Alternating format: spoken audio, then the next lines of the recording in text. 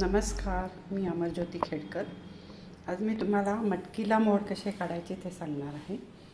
हे बघा, मी ही मटकी घेतलेली, ही अशी मटकी आणायची बारीक, एक बारीक मटकी येते, एक जाड मटकी येते। तर अशी बारीक मटकी आणायची।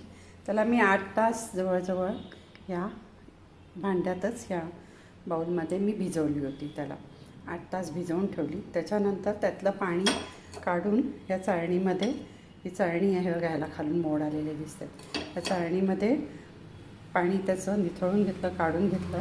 ते एका फडक्यावर ठेवून पाणी पूर्ण काढून घेतलं त्यातलं, आणि मग ह्या बाउलमध्येच मी असं ही चाळणी ठेवून त्याच्यावर असं एक झाकण ठेवलं आणि ही रात्रभर ठेवली। सकाळी त्याला छान मोड आले होते, पण मला असं वाटलं अजून थोडे मोड आले तर छान लागतं, कारण मोड जेवढे जास्त येतात तेवढी छान लागते। त्यामुळे मी अजून पुढे त्याला 3-4 तास ठेवली।